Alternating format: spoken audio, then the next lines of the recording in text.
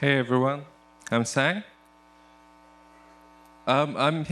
Sorry, the light's a little bit bright. I'm actually here to share some of our experience on gamification and how NFT trading and NFT interoperability and play to earn have had an effect on our games.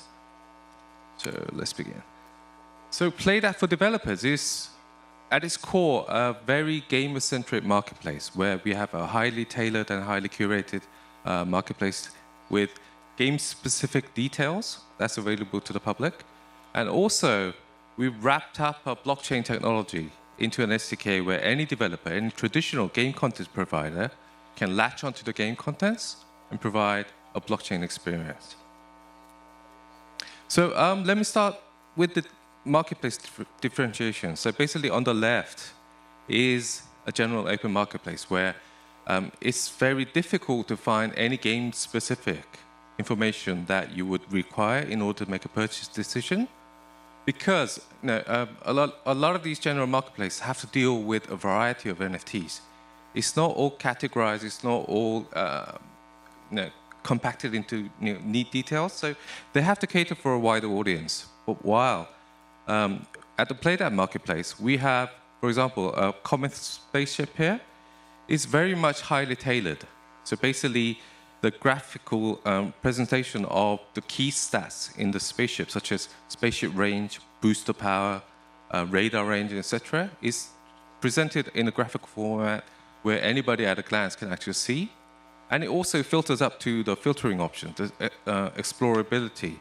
So basically, we wanted to provide an environment same as any marketplace or e-commerce platform where people can come, find what they're looking for very quickly, and trade with other gamers in that sense. So basically, we wanted an environment where you're not scrolling down pretty pictures until you find something you want. Because if you go to Amazon to buy a mobile device, for example, you would know which brand that you want to look for. You would know the memory capacity, the screen size, etc. And you would finally filter down, starting from the biggest category, and segment your choices. And then you would look for the detailed information in the product page, and then go make a purchase decision. So this is something that we wanted to start up, and we weren't really satisfied what available services were providing to the gamers themselves. And this is how we're starting to provide our value back to the gamers.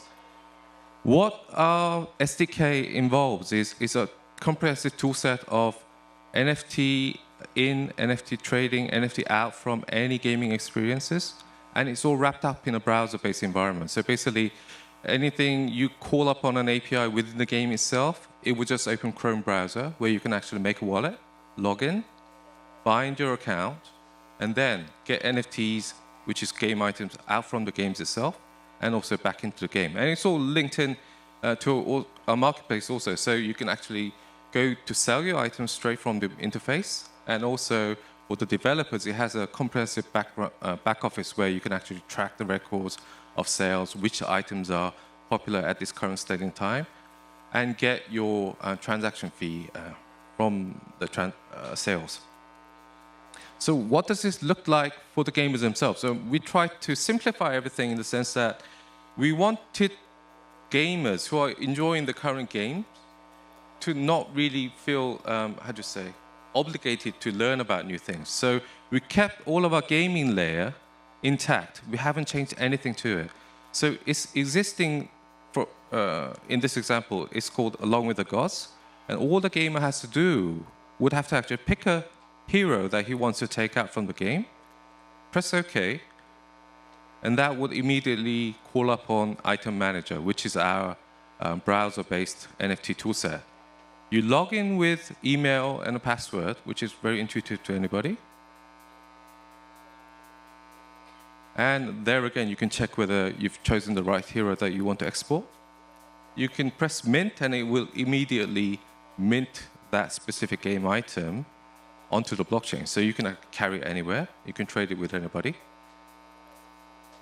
The reason we brought up a browser-based environment for this transaction is because we want to minimize the impact or the developer resources that's required to bind blockchain interaction with their gaming contents. In this case, the user is logging into a marketplace with the exact same wallet, and immediately he can recognize what he has in his assets, press sell, look for similar items and price range that these items are getting traded at, input the figure that he wants to sell at, and just approve the process. In order to facilitate, the hurdles and minimize entry for newcomers, we actually giving out small portions of gas fees. So if a person wants to sell, if a newcomer who's new to crypto wants to sell an item in our marketplace, he doesn't have to go to any central exchange. He can just straight off start from the wallet onto the marketplace, list up for sale, and user B here is going through the exact same process within the marketplace and just purchasing it. There again, it's immediately recognized in the item manager. From there on, you can see a list of your activities, you can see a list of your NFTs, and vice versa. You can just press the item that you want to send back into the game. Obviously, blockchain does inquire approval processes. Once the transaction is finished, it will be delivered to your in-game inbox. So basically, any typical gaming experiences have notices, inboxes, and forums related to interactivity between the developer and the user. So we can deliver in any fashion the specific NFT into a gaming item, which in this case is leveling up. He's picking what strategy to utilize this hero in, setting up a deck within the game itself in order to perform better and compete better. So for us, NFTs enable interoperability. I mean, a lot of people have been saying interoperability, but we basically started off trying to figure out what this looks like. So on the left, the most simplified form of interoperability is we launched CryptoDozer and DozerBird, our first two games in 2019. And what you get from CryptoDozer, which is a very simple coin pusher game, you drop coins, you get collectibles, you get boosters, you get rewards at the end of the day. But these can be minted, and basically, once it's minted onto your wallet, as soon as you log into the second game, DozerBird, which is a run game, so basically, the further you get, the better you do, the better score, the better your reward is. These collectibles from the first game is immediately recognized in the second game, and depending upon what level it is, what kind of character it is, it's giving you additional stats, unique skill sets you could actually benefit you within the gameplay experience. And vice versa. From the second game, there are key fragments and coins and other beneficiaries that you could actually take back to the first game. For example, in this case, to open more loot boxes, which will give you more benefits in the first game. And any surplus or anything you need in terms of the gaming experience, you can trade with other gamers on a global scale within the marketplace. Another interoperable factor that we wanted to sort of pursue and experiment on was enabling these game NFTs to act as entry tickets into a play-to-earn experience. So I'll explain a little bit more later down the line on the play-to-earn aspect, but let me concentrate on how interoperable NFTs had an impact on the games. So basically, on the left, you can actually see purchase or usage patterns of purchasing users on both of CryptoDozer and DozerBird. It's not a matter of competing with the contents. So even if you have a limited amount of financial investment that you can put into a game, we found out gamers are actually spending more in both of these games. And actually, on the right, as you can see, the session time, the play time of CryptoDozer has more than increased twofold. Because once you incentivize interoperability and playing two games can benefit you in any gaming experiences, people are willing to play both games at the same time.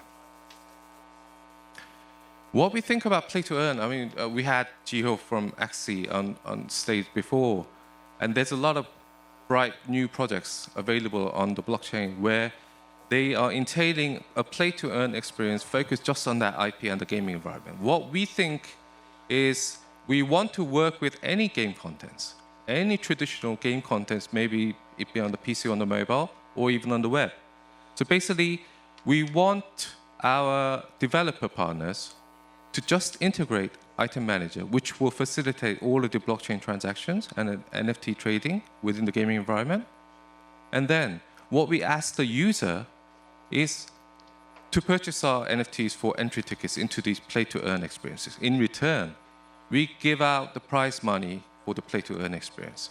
So it doesn't have to be game A or game B. It can be any developer or any game environment.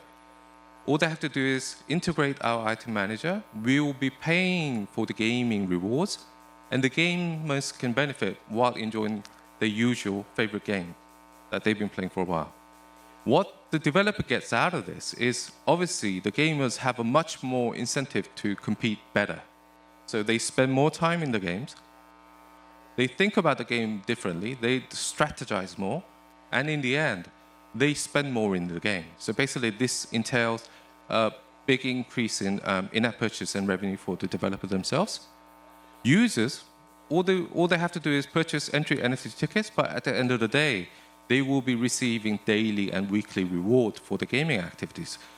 In our case, with Along with the Gods, a typical player can earn roughly 5 PLA tokens, which is around $10, I think, at current prices, a day. And on a weekly, if you're top of the tournament tier, you could actually earn up to 5,000 PLA, which is around 10 grand every week. So basically, in order to capture that reward, gamers are more aggressive, which I'll share a little bit more later, and they are spending more. They are spending more time within the game, and they are competing on a much higher level. What we get out of this investment is, obviously, we get a lot more NFTs and users coming into our marketplace, which entails a revenue increase for us. So it's a very synergistic relationship. This is just data copied from a back end. So basically, we launched, Along with the Gods, a mobile role-playing game mid last year. So it's been in operation for about 9 months. So as you can see in July, before any update of source, it has quite gone down in terms of daily active users, revenue, and newcomers coming into the game. But as soon as we updated Item Manager, which is the NFT tradable facility or the function onto the game, it immediately shot up several folds. Newcomers came in, existing users came back to the game, and everybody started competing more, enjoying the game more, and to our surprise, spending actually more within the game itself. So basically, the idea of cannibalizing game lifecycle with item trading, at least for us, hasn't been the case. It has been a catalyst in actually game activity in general. At the beginning of October, we actually launched the plan to go play to earn with our games. And thereon, as you can see on the right-hand side, this is slightly dated. It hasn't got the latest couple of weeks of figures, but revenue, new active users, daily active users have actually increased 16-fold and up to like 20-fold in terms of in-app purchase and our game revenue. It's actually higher now, and we want to share these data transparently to any developer, any users that have interest. One key metric for player engagement is retention rate. So basically what this means is, so a newcomer coming into the game, and if they stay the next day and come back to the game, that's day 1 retention. And day 30 retention is the same. If they stay with the game for 30 days, it's day 30 retention. And what we found out after the update was, basically this is July before the update and August after just the item trading update, people are staying on longer, much longer. So basically day 1 retention has reached over 37%. Day 14 retention, people staying on the game for 2 weeks, have more than doubled to 11.9%. And the most important metric, which is the day 30 retention, has actually more than doubled to 8.3%, or 8.1%. So compared to any other traditional gaming services, this is a very high figure that anybody would love to strive for. And what this basically translates into is the amount of core users that through marketing activities have come to your game and will be with you for a very long time. In terms of word of mouth, viral, everything is on the increase. People are really enjoying this, especially from Latin America, South America, and also from Southeast Asia. Previous audience on our gaming platform was basically the more developed gaming countries such as Korea, China, US, Japan. But now we are finding a lot of new players, new audiences, and newfound interest from a lot of new different groups that we never had or we were never able to reach before. And also that is correlating, sorry, that is correlating to an increase in the price levels for the entry tickets NFTs that I mentioned before. It's increasing at a little bit too rapid a scale. So basically, these are something that we want to evaluate further. Is this increase positive or negative for the gaming audience and our audience? Is this something that we can help with or we should sort of act on? And these are the things that we want to find out. And we are on a daily basis right now, operating and learning every single day. So along with the gods, with Item Manager and the Play to Earn update is on live service right now. We welcome you to go to Google Play Store and try the game for yourself, and also visit playdap.com, where you can find much more detailed information about the whole vehicle of Play to Earn, what we're providing in the aspect, and how we can help developers and gaming audiences in general. Thank you.